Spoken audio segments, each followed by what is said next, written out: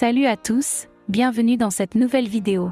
Aujourd'hui, plongeons dans le New York de 1883, une époque de bouleversement, d'amour interdite et de lutte pour l'émancipation. Cette série a pour titre The Gilded Age. Avant de parler de la deuxième saison de cette histoire fascinante de ces familles new-yorkaises, n'oubliez pas de vous abonner à notre chaîne et d'activer la cloche de notification pour ne manquer aucune de nos futures vidéos. Dans le New York de 1883, les destins de plusieurs familles se croisent, révélant des luttes, des aspirations et des amours complexes. Tout commence lorsque Bertha Russell découvre que sa proposition de loge à l'Académie de musique a été rejetée. Intransigeante, elle se confronte à Madame Astor, déterminée à bousculer les traditions et à trouver sa place dans la haute société new-yorkaise. George Russell, de son côté, est engagé dans une bataille contre un syndicat dans son aciérie, montrant sa détermination à protéger son entreprise. Marian cherche à trouver sa voie en enseignant clandestinement dans une école de filles, défiant les normes de genre de l'époque. Ada, la surprise de la famille, fait une rencontre amoureuse inattendue, apportant un nouveau chapitre dans sa vie. Toutefois, Agnès, membre de la famille Russell, ne voit pas d'un bon œil tous ces bouleversements et contestations.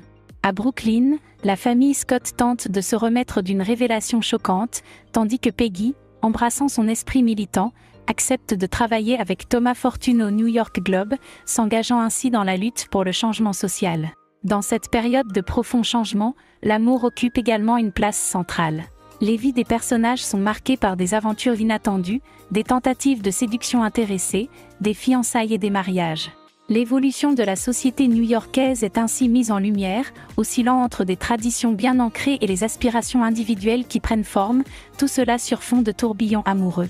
Le conflit entre Bertha et Madame Astor illustre la lutte pour l'émancipation des femmes et l'égalité des sexes, des enjeux cruciaux de l'époque victorienne. George Russell incarne la résistance des entrepreneurs face à l'influence grandissante des syndicats dans l'industrie. Marian défie les normes en cherchant à éduquer des jeunes filles, promouvant l'accès à l'éducation pour toutes les classes sociales. Ada, en trouvant l'amour, met en avant la possibilité de relations interdites et de dévouement passionné dans un monde où les convenances sociales sont strictes. L'opposition d'Agnès au changement dans la famille Russell souligne le fossé générationnel et les conflits familiaux qui jalonnent l'histoire. Le choix de Peggy de travailler pour un journal militant reflète l'engagement croissant envers les mouvements sociaux de l'époque. La saison des amours s'inscrit dans un contexte de transformation profonde de la société, où les relations amoureuses sont souvent influencées par des motivations diverses, qu'elles soient financières, politiques ou sentimentales. Cette époque charnière offre une toile de fond fascinante pour les vies entrelacées de ces familles new-yorkaises, témoignant des aspirations individuelles et des bouleversements sociaux en cours.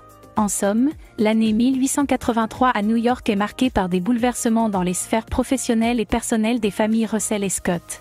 Les aspirations individuelles à l'émancipation, à l'amour et au changement social se heurtent aux conventions sociales et aux traditions de l'époque victorienne. Cette série de destins entrelacés révèle les complexités et les tensions qui caractérisent une époque en pleine mutation. Si vous êtes vraiment intéressé par ce genre de film, je vous invite à vous abonner, d'activer la cloche de notification et de rejoindre notre canal de Telegram qui se trouve dans la section commentaires.